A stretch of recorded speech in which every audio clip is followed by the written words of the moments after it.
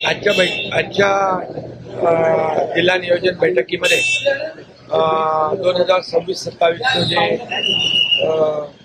आर्थिक बजेट आहे त्याला मान्यता दिलेली आहे आणि त्याचबरोबर अनेक विषयांवर चर्चा झालेली आहे. त्यामध्ये अतिक्रमण मुक्त मुंबई, झोपडपट्टी मुक्त मुंबई, SRA क्लस्टरला प्राधान्य देणं,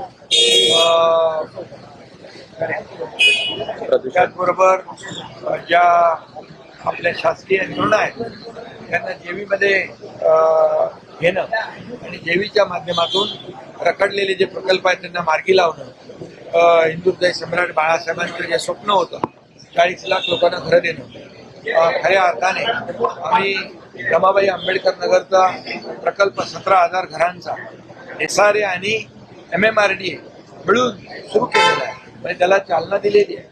त्यामुळे भविष्यामध्ये झोपडपट्टी मुक्त मुंबई, खड्डेमुक्त मुंबई, प्री मान्सून वर्क याच्यावर देखील चर्चा झाली. पावसाळ्यापूर्वी करण्याची कामं सर्व यंत्रणांना सूचना दिलेल्या आहेत की कुठल्याही परिस्थितीमध्ये पावसाळ्यामध्ये खड्ड्यांचा त्रास लोकांना होता कामा नये.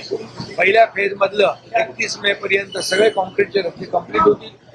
दुसऱ्या फेजमधले देखील 90% कंप्लीट होतील आणि त्यामुळे जे तिसऱ्या फेजचं काम पावसाळ्यानंतर सुरू होईल आणि जे डांबरी रस्ते आहेत ते डांबरी रस्ते पावसाळ्यापूर्वी सुस्थितीत आणण्याच्या सूचना मी दिलेल्या आहेत. नाले सफाईच्या बाबतीमध्ये देखील सूचना दिलेल्या आहेत. ज्या ठिकाणी पाणी वॉटरलॉगिंग होतं, पाणी साचतं, ते स्पॉट देखील माहिती आहेत आणि त्यामुळे तिथं देखील मोठ्या प्रमाणावर यंत्रणा बसवण्याच्या सूचना दिलेल्या आहेत.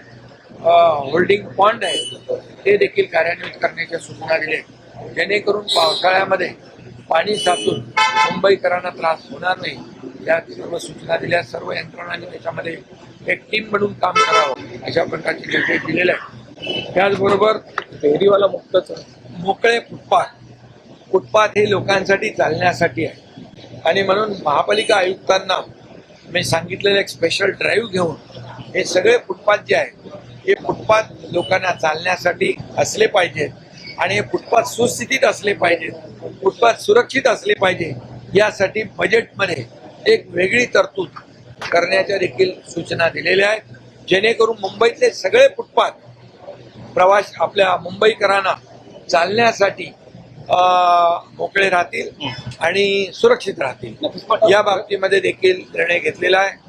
आणि त्यामुळे प्रदूषण मुक्त मुंबई, दादरचा शिवाजी पार्कचं प्रदूषणच्या बाबतीमध्ये IITची नेमणूक केलेली आहे. पण मुंबईतले संपूर्ण मुंबई प्रदूषण मुक्त झाली पाहिजे, प्रदूषण कमी झालं पाहिजे यासाठी जे काही नॉर्म्स ठरवलेले आहेत त्याची अंमलबजावणी काटेकोरपणे प्रभावीपणे केली पाहिजे अशा सूचना मी दिलेल्या आहेत. त्याचबरोबर जे खाजगी डेव्हलपर आहेत त्यांनी सगळ्या सूचना नियम पाळले पाहिजेत.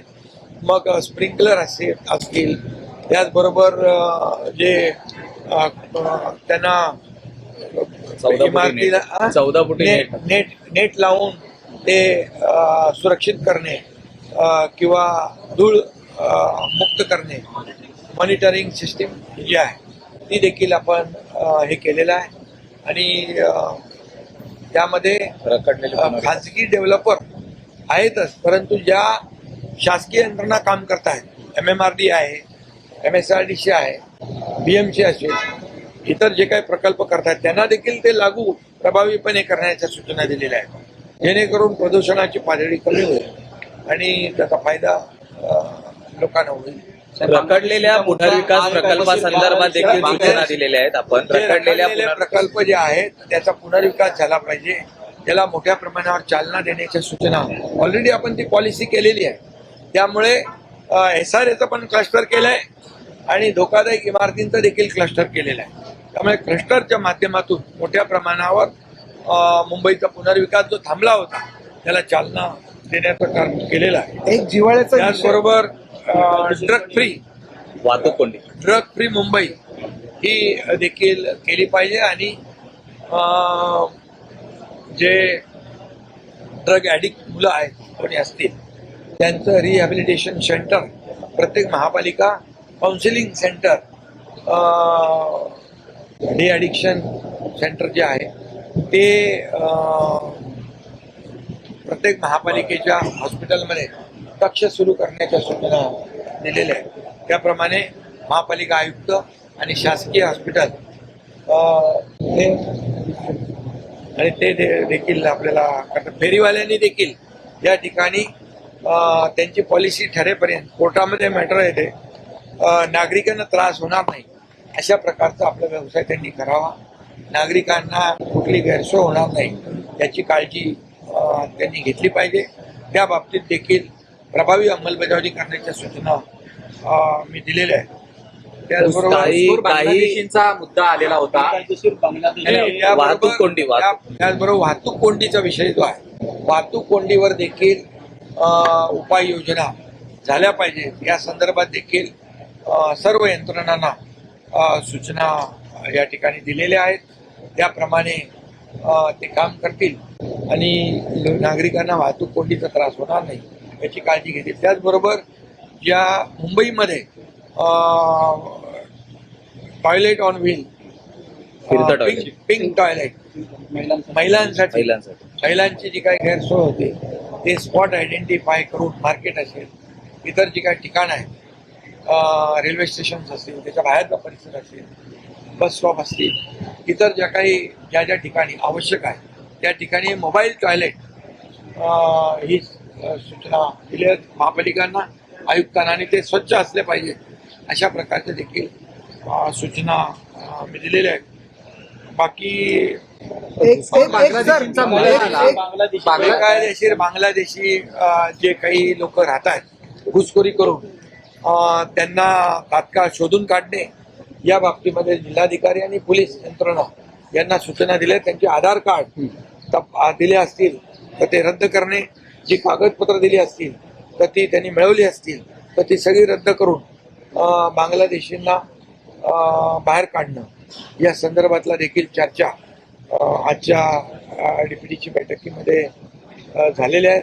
या बाबतीमध्ये मुख्यमंत्री महोदयांनी स्वतः देखील गांभीर्याने ही बाब घेतलेली आहे आणि म्हणून बांगलादेशींना मुंबई महाराष्ट्रातून त्यांच्या बाहेर काढणे, हद्दपार करणे हे देखील निर्णय हा झालेला आहे. सर, तुम्ही एक महत्त्वाची सूचना केलेली आहे की जे आजार जे आहेत जे शासकीय योजनेत बसत नाही तर त्यांना कुठेतरी सामावून घेण्यासंदर्भात तुम्ही देखील काही सूचना केलेल्या आहेत. ते नेमकं काय आणि ते कधीपर्यंत होऊ शकतं? काही बदल ज्या महात्मा फुले आरोग्य योजना असेल, महात्मा फुले आरोग्य योजनेमध्ये जे काही आजार, आता एन्जिओग्राफी आहे, त्याचबरोबर हार्टचे जे स्टेंट आहेत, त्याचबरोबर काही आपल्या ऑर्थोपेडिक सर्जरी आहे, ऑर्थोपेडिक सर्जरी आहे, तर त्याच्यामध्ये बसत नाही आहे. तर त्यामुळे त्यांना, नागरिकांना, ज्या आपल्या रुग्णांना न परवडणाऱ्या शस्त्रक्रिया आहेत तर त्या महात्मा ज्योतिबा फुलेमध्ये त्या कबड कराव्या अशा प्रकारच्या सूचना मी सार्वजनिक आरोग्य विभाग त्यांना देणार आहे आणि त्यामुळे नागरिकांना फायदा होईल. त्याचबरोबर मी एकदा केम हॉस्पिटलमध्ये सरप्राईज व्हिजिट केली होती. त्यावेळेस काही लोकांनी औषधं आम्हाला विकत आणावी लागतात अशा प्रकारच्या तक्रारी आणि विनंती केली होती. तर झिरो प्रिस्क्रिप्शन हे निर्देश मी दिले होते. आयुक्तांनी, आज महापालिका आयुक्तांनी मला सांगितलं 80-85% हॉस्पिटलमध्ये झिरो प्रिस्क्रिप्शन आहे, औषधाला पैसे द्यावे लागत नाहीत. अजून एक 15-20% हॉस्पिटलमध्ये ती यंत्रणा कार्यान्वित होईल आणि 100% औषधं रुग्णांना त्यामध्ये मोफत मिळतील. आपल्या दवाखान्यामध्ये देखील औषधं मोफत मिळाली पाहिजेत या संदर्भात देखील मागणी झाली, ती देखील पूर्ण. काही राजकीय प्रश्न आहे. त्यांनी मेनोपॉल, आपल्या दवाखान्यामध्ये मेनोपॉल क्लिनिक सुरू करावी अशा प्रकारची सूचना झाली. तर मी मुंबई आयुक्तांना निर्देश दिलेले आहेत, त्याप्रमाणे त्या देखील सूचना अंमलात येतील आणि लोकांना त्याचा फायदा